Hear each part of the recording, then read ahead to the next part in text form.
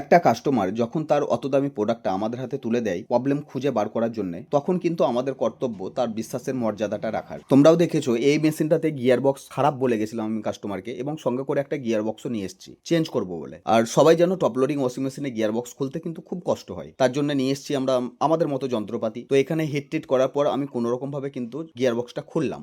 Gear বক্সটা যখন খোলার পর যখন চেক করছি, গিয়ার বক্সটা দেখো এটাও ঠিক আছে। এখানে গিয়ার বক্স না ঘোরার কারণটা হচ্ছে ডামের মধ্যে একটা কাপড় ফেঁসে গেছিল, যে কারণে গিয়ার বক্সটা ডামটাকে ঘোরাতে পারছিল না। আর তাই আমাদের মনে হচ্ছিল যে গিয়ার বক্সটা জাম হয়ে আছে, আর আমরা নতুন একটা গিয়ার বক্স নিয়ে এসেছিলাম চেঞ্জ করার জন্য। এবার যখন আমি দেখলাম একটা মেশিনের মধ্যে কাপড় ঢুকিয়ে আছে, তার জন্যই কিন্তু মেশিনটা ঘুরতে পারছিল না। তো আমার কর্তব্য হচ্ছে কাস্টমারকে বলার। তো দাদাকে আমি ডাকলাম এবং বললাম, দাদা আপনার গিয়ার বক্স খারাপ হয়নি, এই দেখুন শুধু একটা কাপড় ঢুকে গেছিল। তাই দেখে কিন্তু দাদা আমাকেও বললো, ছি ছি তুমি কালকে খুলে দেখলেই তো হতো গো, তাহলে তোমাকে এত কষ্ট করতে হতো না। আমি বললাম হ্যাঁ এরকমই হয়েছে, কিন্তু তবুও কাস্টমার প্রচুর খুশি। এই কারণে কাস্টমার নিজে থেকেই বলছে, দেখো ভাই আমি তো জানি না মেশিনের সম্বন্ধে কোনো কিছু, তুমি তো আমাকে বলে দিয়েছিলে যে গিয়ার বক্স চেঞ্জ করতে হবে। আর এখানে যদি তুমি নতুন গিয়ার বক্সটা লাগিয়ে দেওয়ার পর কাপড়টা বার করে নিতে, সেখানেও কিন্তু আমার মেশিন চলতো। আমি কিন্তু পুরোপুরি ভেবে নিতাম আমার গিয়ার বক্সটাই খারাপ ছিল। এখানে কিন্তু সেটা তুমি করনি। সবকিছু খোলার পরও যখন দেখেছো মেশিনের মধ্যে একটা কাপড় এটকে আছে, তুমি আমাকে যে নিষ্ঠার সঙ্গে বললে যে দাদা গিয়ার বক্স ঠিক আছে শুধু কাপড় ঢুকে গেছে, এটাতেই আমি প্রচুর খুশি। তাই আমি বলছি,